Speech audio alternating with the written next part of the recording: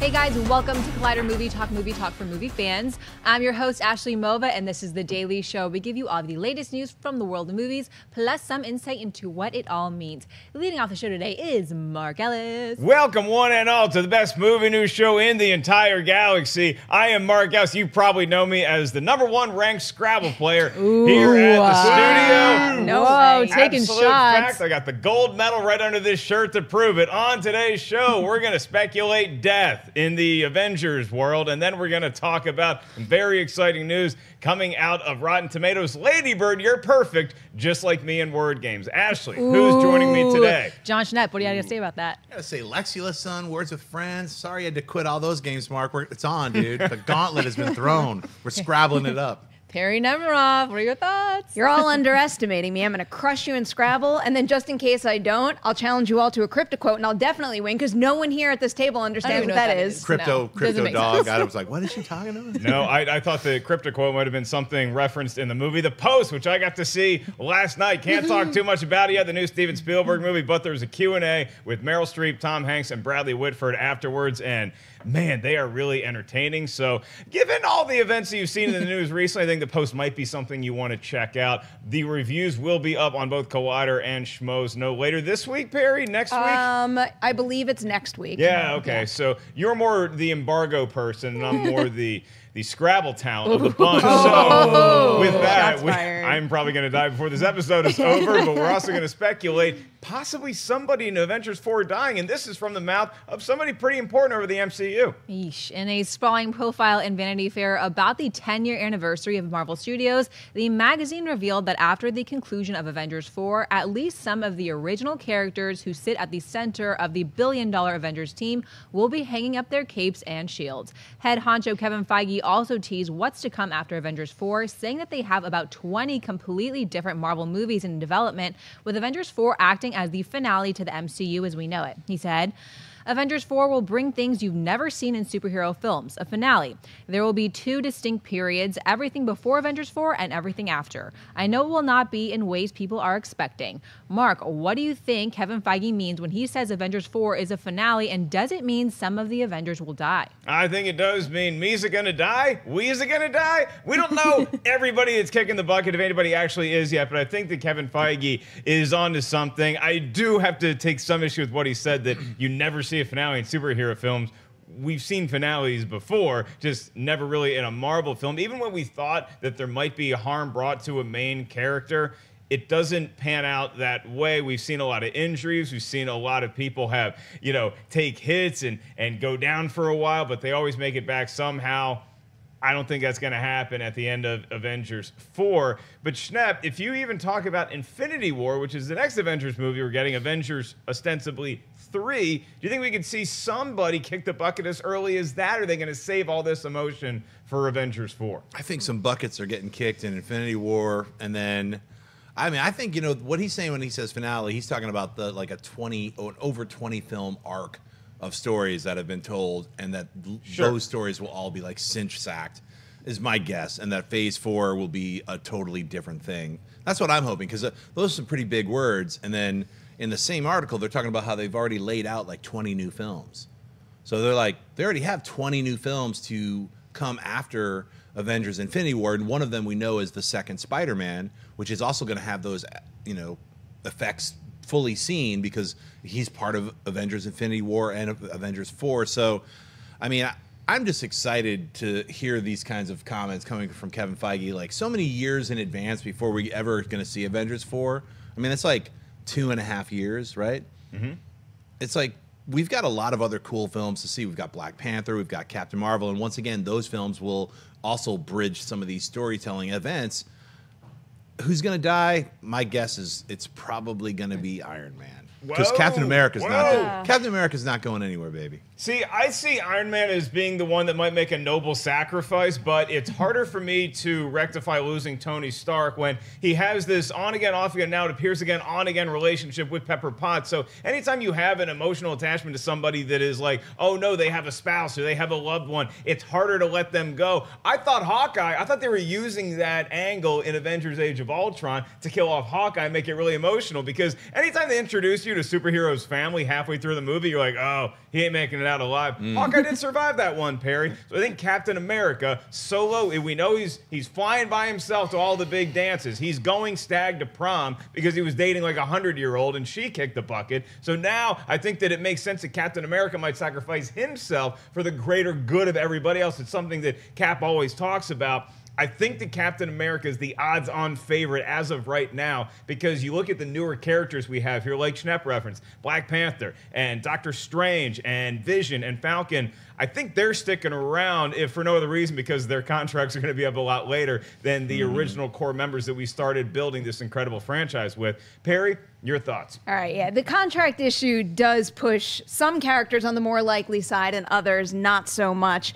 If we're talking Infinity War, I kind of lean towards Hawkeye, and I don't necessarily think we need to have that kind of big moment there when Avengers 4 is supposed to be the thing that kind of separates these two chapters of this huge franchise, if not more chapters down the line. But the fact that Linda Cardellini was in that photo shoot makes me think that, because she didn't have that big of a role in Age of Ultron, but by putting her there, it hints to me, oh, get ready for something emotional with Hawkeye. You're going to have to know her because maybe she'll have a bigger role in the next film, grieving over the loss of him. I don't know. That's just where my mind's going with that one. Funeral scene and Banner is going to be like Will Ferrell in Wedding Crashers. He's just at the funeral trying to hit on her. Yeah, that's not exactly how I was picturing it going, but that sounds like, yeah, that's an option, I guess.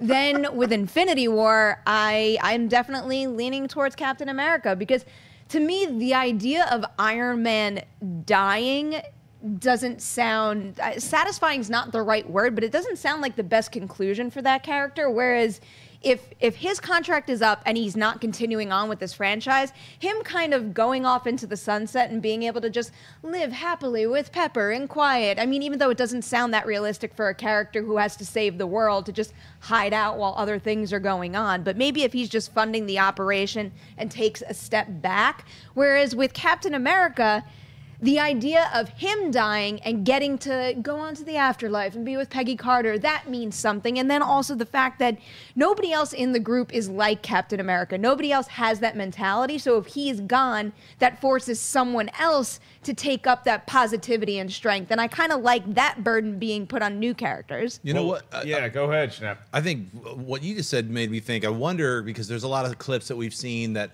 we're going to a World War II scene, and there's like a flashback with Loki and Thor from the very first Avengers. So we're going to be seeing certain things, but are they coming from someone else's perspective, or are they because time has been changed or altered? And if that's the case, does Captain America kick the bucket in the third film and then only to see, you know, Tony Stark realize it's my fault, and then he does the ultimate sacrifice in the fourth film to bring Cap back? You know, like I would like to see Tony Stark die, obviously. No, I don't want to see Iron Man die, but I'm just saying it's like he's really the ultimate villain of this entire universe. He's the one who caused Ultron. He's the one that opened up the portal. He's the one, all of his, you know, machinations have kind of brought about a lot of these problems. So, you know, hey. But what I will also tell you is that Tony Stark factors very prominently into the mentoring and nurturing of younger superheroes. We saw that in Spider-Man Homecoming. So I think to Perry's point, even if he does take a step back, Ashley, and he just says, you know what, I'll fund these other projects, and he kind of becomes like a benevolent rich billionaire that says, you get a grant and you get a grant. Build whatever superhero costume you want. Whereas Captain America, not only would his sacrifice be the most noble in my opinion, but also, I know you would love this, all the other Avengers' mouths are going to get a lot filthier because they don't have the Boy Scout around to police them from telling all their dirty jokes. So do you see Cap as being the odds-on favorite to kick it, or do you think it's somebody else? Hearing your guys' reasoning makes me think that way, but I honestly would just like, I know it's not probable, but I would like someone newer to die just because I don't have the same attachment to them. And I also think that no matter who dies with 20 new Marvel movies in the making, they're going to come back in some way, shape, or form. It's like watching your favorite TV show and the person that you thought was dead, they come back. So I really feel like no matter what, whoever dies, they're going to come back. Schnepp, so your final answer. I was going to say, Ashley, you've been reading comics because nobody dies in comics. Exactly. My final answer, Tony Stark is biting the bullet, but probably in Avengers 4. But he won't die. He'll actually come back as the new Jarvis, so they'll use Robert Downey Jr.'s voice. but Tony Stark won't be around. But he'll be probably running the mansion as an AI or something. That's my guess. And Perri, you're taking? I'm sticking with Hawkeye in Infinity War, and then I'm going Cap for Avengers 4. Okay, see, Infinity War I think is going to be very open-ended, so I think it's going to be one of those, did they actually die, did they not die? We won't definitively find out until Avengers 4. Something that we might get a little bit more of a definitive answer on is the trailer for Infinity War. As we're having this conversation, I saw the chat room light up. The Russo brothers just teased that it could be up as early as tomorrow. So hopefully we will have a trailer, a very exciting one. Maybe one that I got to see way back at, what's the Disney convention called, Schnepp? Z48. It is very incorrect, but I hope that they add some more footage, not just because I want to see it, but because I think that y'all have waited way too long. I'll be honest with you. It was a great trailer. You guys have waited way too long. There's no reason they couldn't have put this trailer up a lot sooner. You've been frothing at the mouth. Hopefully it pays off for everybody tomorrow, and we will be talking about it ad nauseum. I'm just kidding. It can never make me nauseous. It's a really good trailer. There's a moon that gets there.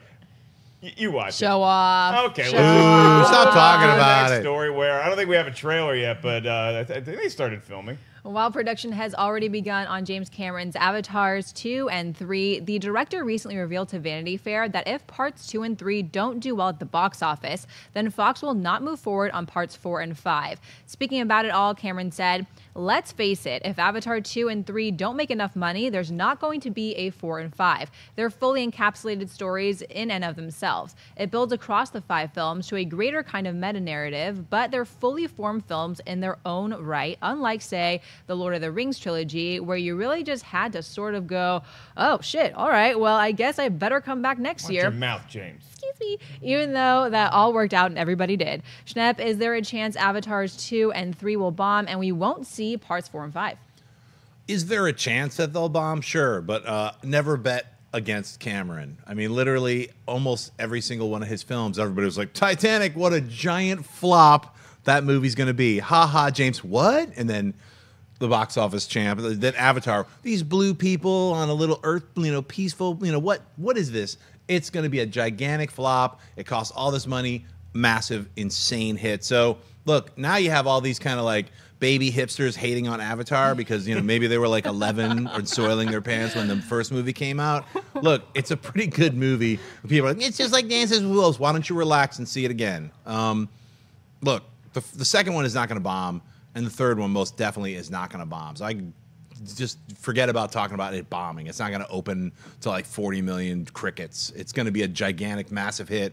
And why? It's because he's changing technology as we speak. Like, they mentioned it in the same article. They've got the very first motion capture underwater rig where you're going to see sites that you've never seen before.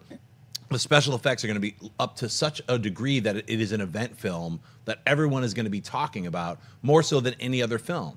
And it's really because just like the first Avatar movie was like, oh, you have to see it in 3D. That was the main reason I even went. I was like, well, it's this 3D they keep talking about is so mind-blowing. And it really was. It really used 3D to the full extent that it could possibly be used at the time that it came out. Was it 2008 or 2009? I think it was 2008 or 2009. So, but the thing about the 3D then is that was one of the things that ushered 3D back into the mass populace, if you will, that had so many movies playing off that and saying, oh, I guess we need to now be in 3D. Even if it's post-converted 3D, we want to get that experience if for no other reason to just charge people an extra $3. So while I don't think that Avatar 2 or 3 are going to bomb, I think that there is a lot of pressure on the trailer because the trailer for Avatar 2, it's got a lot on it because it needs to remind us that we have this movie coming out and also needs to show us that, hey, remember that technological revolution that went down 10 years ago? There's another one coming, and this is just a tease as to what it's going to look like. Whether it's an amazing shot with these underwater cameras or it's something else, some other trick that James Cameron has up his sleeve, Perri,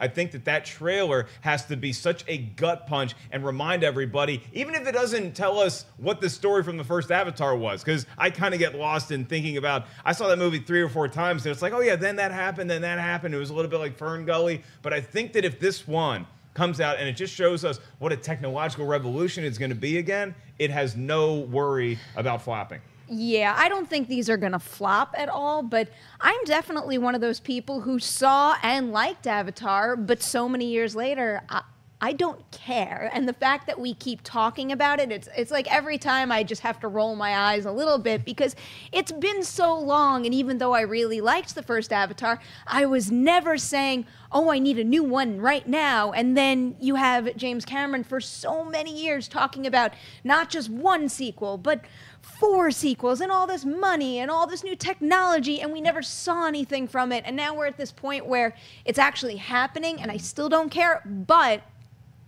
the trailer is really important. And if you look at the way this industry works, you know, right now we're all hyped about, like, we're just coming off Justice League. We're looking forward to Star Wars.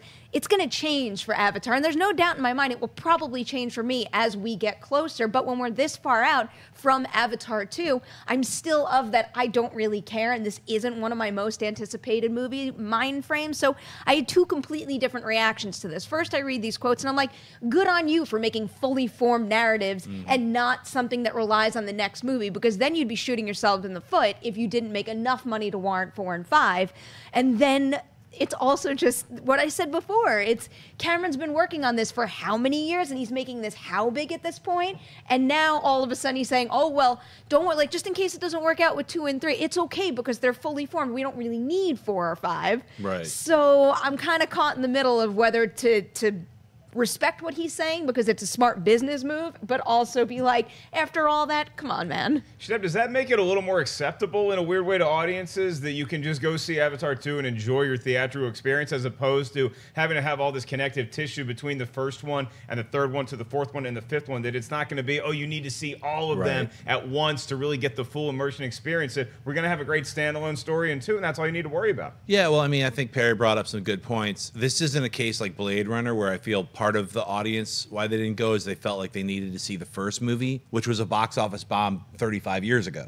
So it's not, it's just revered science. It's a revered science fiction film. It wasn't a hit, and neither was the new Blade Runner for a lot of the same reasons. It's also not Independence Day 2, where it's like, I don't want to bring up a painful memory for Perri, but for that's all of us. For all everyone. I respect for your being about it. But yeah, I mean, but that's exactly kind of the same thing. You have the original writer-director talking about wanting to make this film, and originally it was ID4, and there were 2 of them, and it, you know, is this ever going to happen? And then it was happening, but the original actors weren't in it. Why did you put that taste in my mouth? I'm just saying, it's like, but then it came out and it sucked, so it's sort of like, so bad. I just don't see that happening with Avatar 2 and 3, and I especially think when they release Avatar, and oh, by the way, I'm on their payroll, you idiots. I especially think that Avatar 2 and 3, they're going to re-release the first Avatar with like a new skin. Like, you know how new video games, when they go to the next level, they're like reskin it and upgrade it. I think re-releasing Avatar with some new, like brand new 3D effects or something like that will at least get people back in the theater to, hey, remember Avatar before, re-experience it before you go, you know, into the underwater world of Avatar or whatever. So. Yeah, here's something really interesting, because I want to get everybody's take on this real quick, but the release date as of right now for the first Avatar sequel, Avatar 2, is December 18th, 2020. So don't buy your tickets just yet, but it's also interesting because we get The Last Jedi this year. And then in 2 years, we'll have episode 9, probably titled The Legacy of the Force. Just a guess. And then we don't know what's coming out in 2020, actually. So do you think that Avatar could replace Star Wars for however long Star Wars, the trilogies, might want to take a break? Or do you think we're just going to keep getting new Star Wars movies every Christmas? And what's that going to do to the Avatar box Right. office? I definitely don't think Avatar is going to replace Star Wars. I think what made Avatar so special, I'm also a baby hipster, I guess, so I don't really care for an Avatar sequel. I don't care for it at all. But I think it was just so mind-blowing. We'd never seen anything like that before, so it relies a lot on Avatar 2. Like, what are they going to do to raise that bar again? Are we going to have real avatars in the theater? I don't know. Is this going to be like 3D but real life? Like, could have them pterodactyls flying around. It's just a play. The whole thing is a play. It's a theater show. Yeah, it's a live experience. Somebody's going to try to plug a tail into me. It's going to be really weird. Schnepp, what's the floppability factor of Avatar 2? Glad you said that.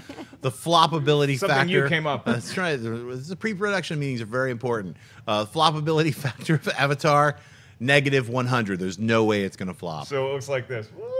Yeah. Right. So Avatar is like this. Oh, okay. We're getting into the wrong kind of metaphor here. Perri, what do you think is the floppability factor of I'm going to keep my hands to myself and say a 0%, but floppability and not earning enough to justify spending that kind of money on 2 more films is a completely different thing. I mean, look, if phallic references aside, it is a huge question because we even had this debate on the show yesterday as to whether Justice League is considered a bomb because it still made so much money, but it cost so much to put out and release, and it had such huge expectations that we don't think it's going to meet. So I don't think it's going to be a flop. I don't think it's going to be a bomb, but Avatar 2, that trailer needs to grab us by the throat and not let us go and say, look at this new technology that we're going to throw in all you baby hipsters' face. You might have forgotten how much you liked the first Avatar and how blown your mind was, but this is not a Blade Runner situation at all because Blade Runner was a very slow burn that didn't do well in 1982, and it slowly built up a pretty massive cult following that they just expected to all show up in the theater in 2017. Avatar came out 10 years ago and broke every box office record imaginable, so don't forget that the next time you kids are walking around with your skull caps and drinking your Pabst Blue Ribbons. What? That's what the baby hipsters do. Oh yeah, obviously. Yeah, I wear that every day. Coffee shops. All right, we're going to move on to coming into theaters this week is a movie that Ashley and I have not seen yet, obviously, but it's related to a movie that we're going to be seeing tomorrow morning. Tell us about it. The Disaster Artist. Tommy Wiseau and Greg Sestero become friends after meeting each other in an acting class in San Francisco. Hoping to achieve Hollywood stardom, Sestero moves to Los Angeles and signs on to appear in his buddy's project. Financed with his own money, Wiseau writes, directs, and stars in The Room, a critically maligned movie that becomes a cult classic. Yeah, critically maligned is an understatement, and I am very excited to put my own 2 cents into The Room and how I feel about it. Myself, Ashley, Mova are going to be led by The Room superfan Dennis Zen in a commentary. Thanks to overwhelming demand from all of you guys, we're going to be sitting down and watching that movie on tape, and we'll have that for you hopefully by this weekend. And then we're going to check out The Disaster Artist. Are you excited to see The Room, to finally get that off your bucket list? Okay, I'm a little bit confused. So I'm supposed to not like this movie, and that's supposed to make me like it? I think we're supposed to not like the movie to such a degree that we have a great time watching it. Okay, It's so funny bad. to laugh at. Yeah, it's just a horrific movie in every sense of the word, but because you and I are probably going to be like killing the movie as we're watching, like very Mystery Science Theater, so we're going to have Dennis there to just kind of be like, hey, you guys need to watch this part because this is like a famous part, this is the famous line. So Schnepp, I trust in Dennis being the conductor of this mad orchestra. Ashley and I are watching The Room for the first time, and then we get to see The Disaster Artist, which is the whole impetus for this thing. Sure. And The Disaster Artist makes it all worth it. The Disaster Artist is a post, credit sequence. That's a long movie. It's it's like Ed Wood, where you're like looking at someone's life work and you're sort of like summing it up and giving it some other kind of context. Because when you see The Room, if like you see it in the theaters with a bunch of other people and like almost like a Rocky Horror Picture Show thing where everyone's yelling at the screen and there's like certain things like, oh, hi, Mark, like everyone yells. I can't wait to finally understand that reference. Yeah, you'll get it. Hello, little puppy. There's all these like, Tommy Wiseau is just a very unique individual, and I think James Franco kind of like captures that lightning in a bottle. He is Tommy Wiseau in this movie. It's amazing that to hear like all the people who helped make it, like Seth Rogen, where it was like he was Tommy Wiseau directing The Room's version of the directing himself, and so it's super meta, and he stayed in character most of the time, talking like Tommy Wiseau. So, I mean, to finally see the film after having kind of loving Tommy Wiseau for the kind of lovable weirdo that he is, like self-promoting. I actually have one of his backpacks. He's always like selling his stuff at different conventions. He's an incredibly nice guy. Kind of doesn't get, why The Room was a comedy, because it wasn't. It was actually serious, and then now he's saying it was a comedy. So it's not a comedy when you watch it. It's not supposed to be funny. But look, Disaster Artist, you saw it too. I absolutely love it. I think it's an Oscar contender. I think Franco's going to win. Perri?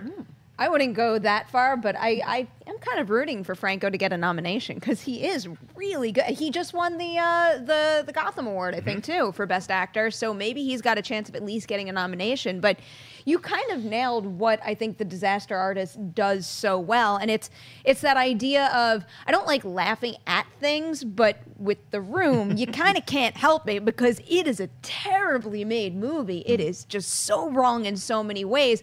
But there's something good about laughing at it. And the movie addresses that in a really beautiful way where it's, even though it's not the reaction that he intended to get out of viewers, there's still something special about it because you're still getting a reaction out of people. And that's kind of what movie making is in general. You want to make people feel something, and sometimes you want to make them happy, you want to make them laugh, you want to make them cry, and no matter what he really wanted to do, he did get something special. I mean, look at how many people talked about The Room even before we got The Disaster Artist, and even though I had told you I was curious to see what you would think of The Disaster Artist having not seen The Room, and I am still curious if anybody out there does go to see The Disaster Artist without ever seeing The Room, what they think about the movie, but the more I thought about it after I said that to you, the more I think that it's kind of required viewing, which might not be the greatest thing for the movie, but I do think it's required viewing because there's 2 layers of The Disaster Artist that I think are really special, and it's about seeing the behind the scenes of those, inside joke type things that you've laughed at for so long, seeing how that came to be, but then there's also commentary on movie making and the fact that, we laugh at this guy. He's a real person, and he's a real person with a lot of passion, and I think that comes through really well here. I gotta say this too. It's like The Disaster Artist is about friendship. That's really what it's about. It's about Tommy Wiseau made that movie not even to make a movie, but to have a friend. Like Greg Sestero. When you see The Disaster Artist, and Greg Sestero has just made a film with Tommy Wiseau that I got a chance to see called Best Friends, and it's a really fun, crazy kind of David Lynch film, and it's a good movie. It's not like The Room. And a lot of people went going, "Oh, this is the new Room." And no, it's actually not the new Room. This is actually a really good, well-written film with these 2 actors who are in the room. I mean, things start to build and get meta upon meta. So for myself, seeing The Disaster Artist really made me appreciate not just Greg Sestero, but Tommy Wiseau in a new light, where you're not laughing at these people. You're actually like, look, I understand, because making a film, you have to work with a ton of different people, and it's really important to have people who have your back. And I think that's really what The Disaster Artist is about. It's a whole lot of pressure that you guys are putting on Ashley and I. So we're just gonna go. We're gonna sit down. We're gonna watch the movie tomorrow, and the chips fall where they may. You ready to go? No pressure. Okay, no pressure at all. I'm gonna get a good night's sleep. I'm gonna watch a movie, and I will react accordingly. We're gonna move on to buy or sell. This is the part of the show. Ashley's gonna give us a premise. We say whether we buy it or sell it. And if you weren't sure if you needed an Avatar sequel, try this next story on for a second. In 2003, Master and Commander: The Far Side of the World earned 10 Oscar nominations, including Best Picture and Best Director for Peter Weir, and scored 2 wins for Best Cinematography and Sound Editing. But against a budget of $150 million, the film only made $212 million at the box office, making its sequel prospects unlikely. Now, 15 years later, Russell Crowe has taken to his Twitter account saying a Master and Commander sequel may actually be happening. In his tweet, he said, "For the Aubrey Maturin lovers, I do hear whispers indeed that a second voyage is perhaps potentially pre-propose a possibility. So O'Brien affectionists and aficionados, let 20th Century Fox know of your pleasure." Perri, would you buy or sell a sequel to Master and Commander 15 years later? It's a difficult way to buy or sell depending on how you pitch the question. I buy that I'd like to see one, but I'm going to sell that it's actually going to happen because it's a really long time since we got the first one. They spent a lot of money making that movie, and it didn't make all that much money back. But it's a great movie, and Russell Crowe is fantastic in that role, and I want to see more of him. It's one of those movies where I very vividly remember seeing it in the theater. I remember who I went with, where we were, the candy I ate. I actually was eating candy in movies at that point. It was peanut butter flavored M&Ms. You remember when those were around? Yeah, but never, those are so good. Never quite. Seriously, you need to try the peanut butter flavor and dark chocolate. Are they like Reese's Pieces? Like yes, the little... they're like Reese's Oh, Pieces, yeah, but yeah. not as good. The peanut butter's weird in them, man. It's Stick with Reese's. different. It's Yeah, definitely different. you gotta than rock those Reese's. Reese's. Sorry, I'm not like it's not because of ET. It's just they're better. So. Yeah, so maybe if they sold Reese's Pieces instead of peanut butter M&Ms at the Master and Commander screenings, that movie would have made more money. But that's not how things panned out. I also am kind of selling this just because I don't think it's going to happen. The way that I read that tweet from Russell Crowe is maybe some development folks at Fox are tossing around the idea of bringing it back because they have the rights, and they're maybe using this as an opportunity to test the water and see how people react to that kind of news. And I have a feeling, even though we're talking about it here and other movie news outlets are talking about it wherever they are, I don't think we're talking about a movie that will get beyond that, get beyond, our crowd and our circle here and actually appeal to the masses. And I think the first movie was kind of evident of that, even though it got a whole bunch of Oscars. Yeah, Schnepp, regardless of the candy I offer you, will you follow a trail of said candy into a theater to see another Master and Commander movie? Mark, hang on a second. Wait, the orange crops prices are in. Sell! Sell! Had to quote that movie. I sell this. There's no way in hell this is happening. Absolutely not. Not in a million years. Sorry, forget about it. It's not happening. It's just one of those things like actors who were in a cool movie 15 years ago are like, I've heard rumor that someone messed around with a story idea and then shuffled something over to some other agent who doesn't work there anymore, and then they went to lunch and had a big dump, and then, hey, what about that movie? It's not gonna happen. There's no script, there's no film, there's no producers, there's no directors, there's no not even a lot of interest because the first one bombed 15 years ago. So sorry. Not going to happen, huh? It's not happening. Well, Peter Weir was the director of the first movie, and he made that movie in 2003. Then he made The Way Back in 2010, and he's not made a movie since. So I guess he's due. He is 73 years old, so I'm not sure if he feels like making another movie at this point in his career and his life. But this is one of 20 books that the author wrote that are in the Master Commander series. So there's plenty of source material to mine. It's just a matter of if you can summon the budget and actually reduce the budget for a movie like that, because I am... I think this isn't too bold of a statement to say it's not going to make even what the first one made. I just don't see the worldwide clamor for it. But if you could make it on a tighter budget or maybe even turn it into a TV series or something like that, it could be something that at least Russell Crowe wants to do. Actually, you don't want to see an Avatar sequel yet, Master and Commander. This sounds boring as hell. Right. His tweet even sounded boring. No to this. It came out 500 years ago. And sometimes when things are books and they are source material, they should just stay that way and remain what they are.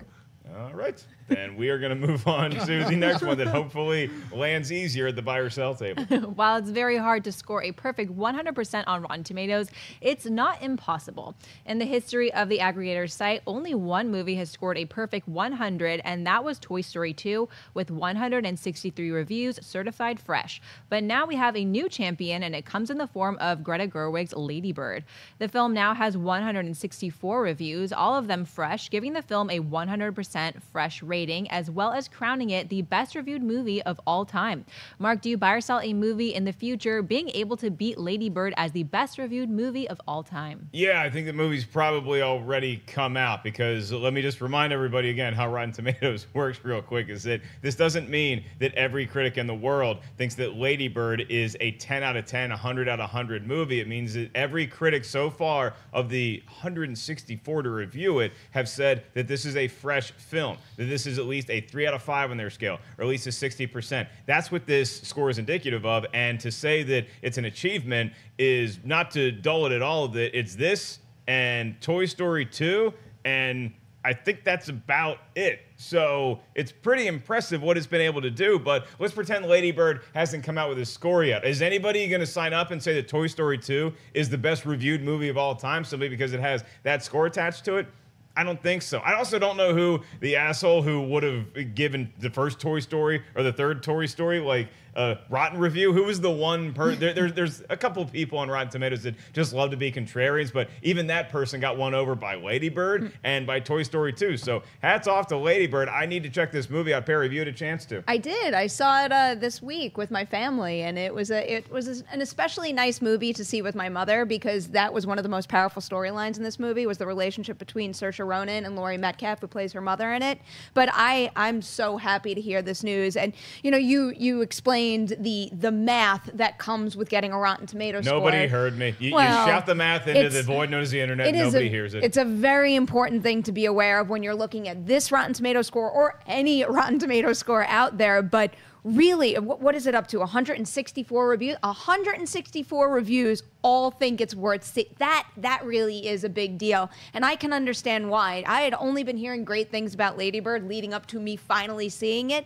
And now after I've seen it, I'm pretty confident that the large majority will like it. Obviously, some will like it more than others, but really, like, there is so much heart to this movie in so many different ways, and the way her character kind of just builds throughout the whole film and how accurately it captures what it feels like to be a kid and to have a difficult relationship with your mother and having to choose where to go to school while also navigating typical high school, and just how that builds you as a person and how that shapes who you've become when you get out. It really captures that really beautifully, and there's no doubt it's going to be one of my favorite movies of the year. Been a huge fan of, obviously, Ronan from her more recent work, and then Laurie Metcalf since, you guessed it, Roseanne. She was so good on that show. Ashley, does the tomato meter, can it affect whether you actually want to see a movie or not? Like, if you see a score that is so incredibly high, are you like, oh, this is something the Mova needs to check out? I guess I am more intrigued, but because it came out in limited release, let me know what happens if it came out in wide release, because I feel like in limited release people go and make the effort to see it. It's not like they showed up to the theater like, oh, what should we see today?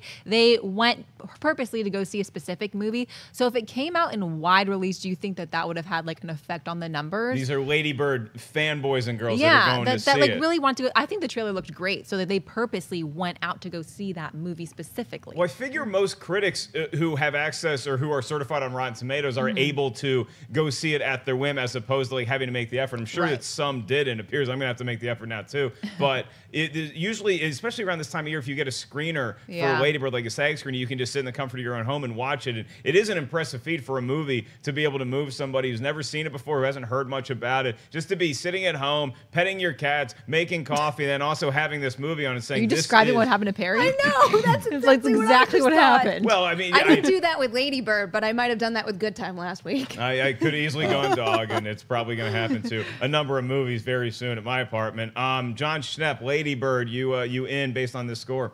I don't care about the score. I went and saw the movie, and I love the film. I think it's fantastic. I think it's going to take some Oscars. Greta Gerwig is definitely going to win Best Screenplay, if not take it for Best First-Time Director. I mean, she was incredible. Isn't I thought it was, and I saw it in the her theater. And Jordan Peele. It's like two first-time features. Well, her solo feature. Amazingly well directed and incredibly moving. Very realistic. When I left the theater, I felt like I'd just seen a real movie, where it didn't have any video game graphics and actually had real characters and a storyline that you can actually care about. That's what real movies are about. And I mean, Lady Bird deserves all the praise that the film is getting.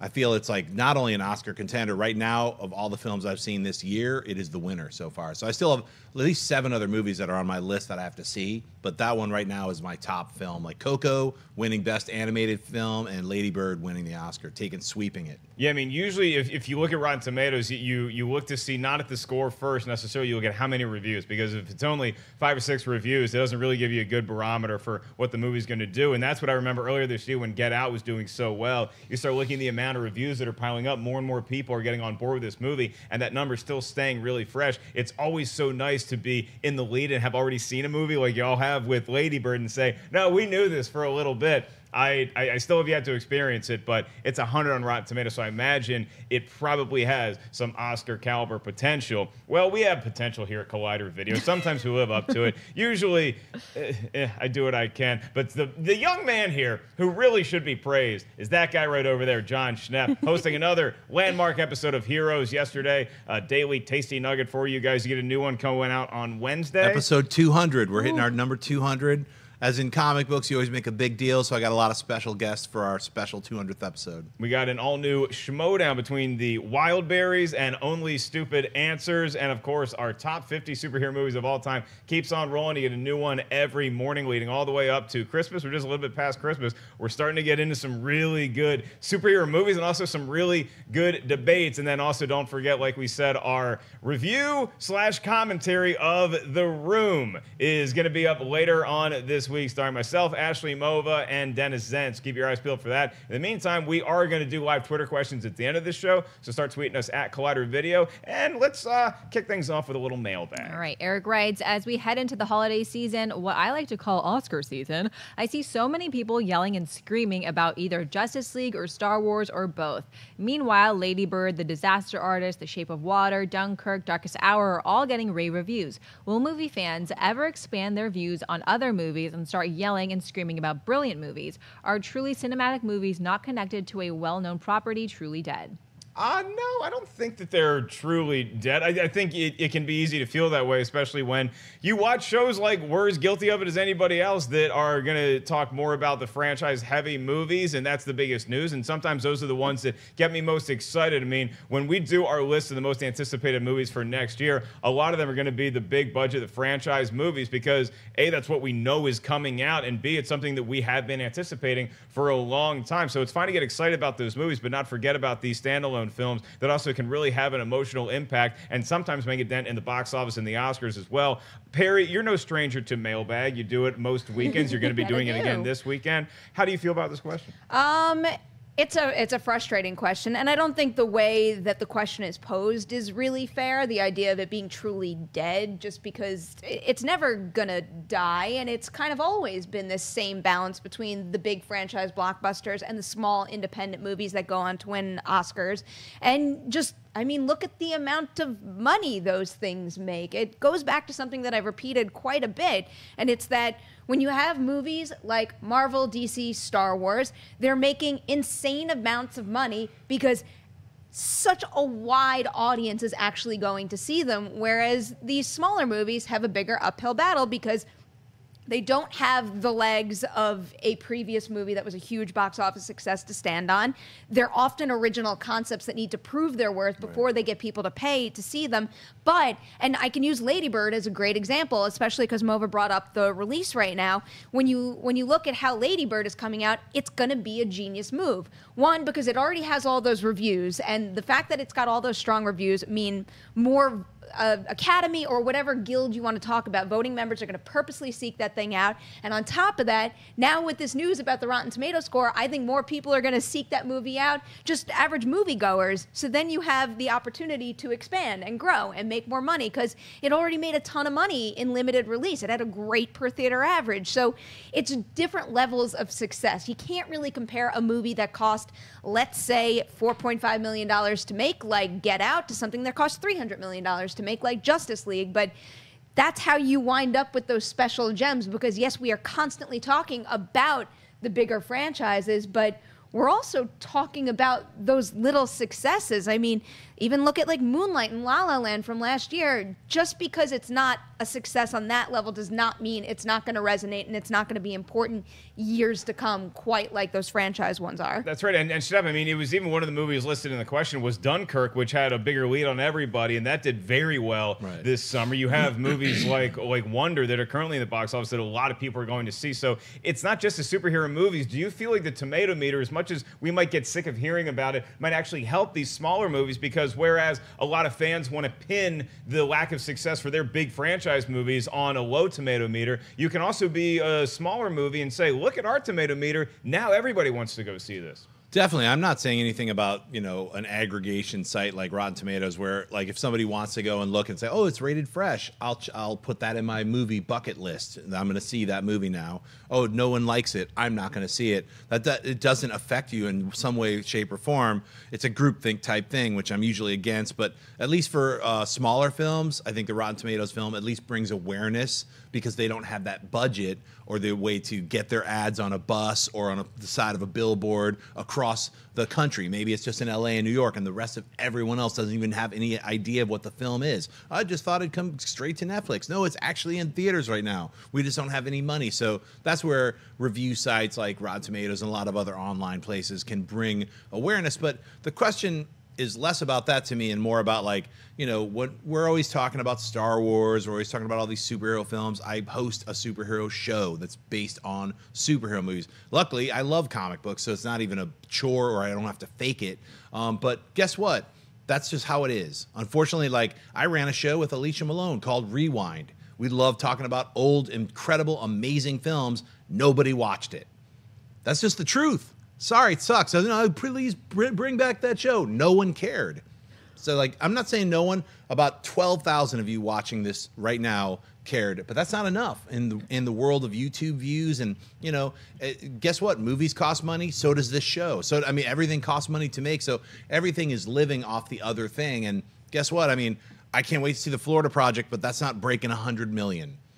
You know what I'm saying? And it's like, imagine if our show on Movie Talk, today's subject, Florida Project, Lady Bird. It's like, well, it was all independent films. Like we had a show that was all independent films that nobody watched. So that's really the answer as far as like, look, if you love independent movies, then you have to make an extra effort to go out and see them. That's what it's about. We're talking about Lady Bird.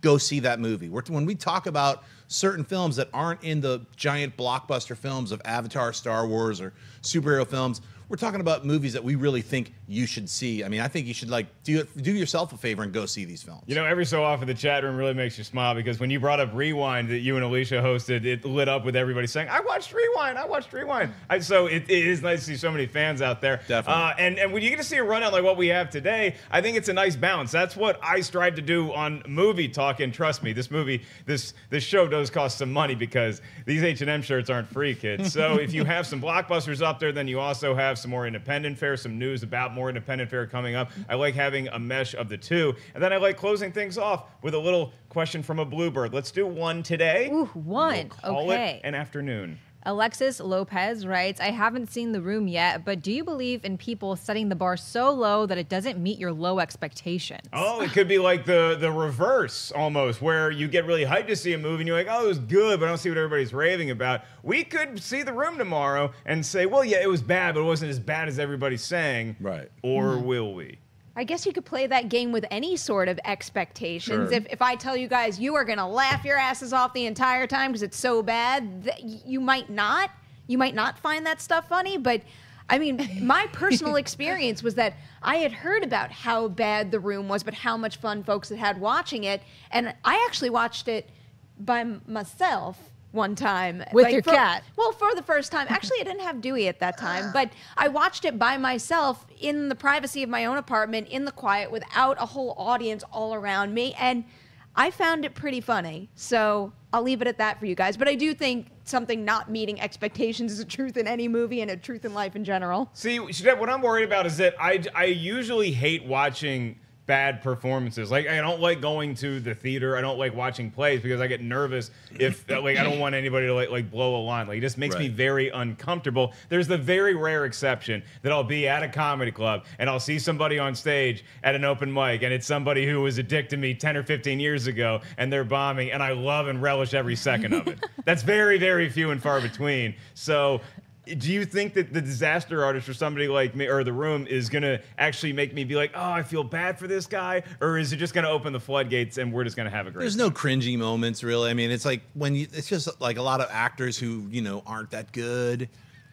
Like delivering like really like flat wooden lines. A lot of the dialogue is just horrible. So that's really where the humor comes from. It's just an inept script. It's bumbling and horrible. But then all these things kind of magically come together to make it such a shitty film that it's like it was able to just be made fun of in a magical way. I mean, that's what I mean.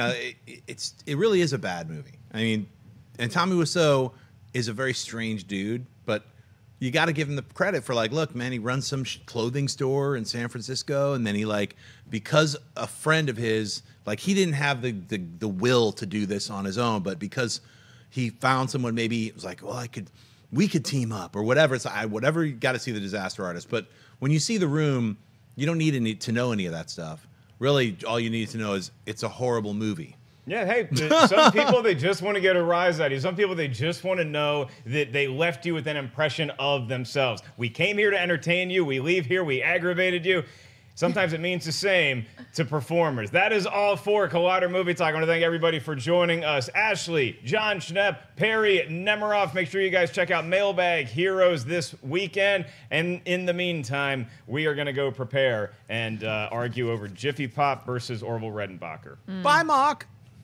Hey everybody, Mark Ellis here. Thanks for watching this episode of Collider Movie Talk. You want to watch more? Then click up here, or you can click right here for more great content from Collider. And if you haven't subscribed to Collider Video, do so right now and share this vid with your friends. Thanks for watching.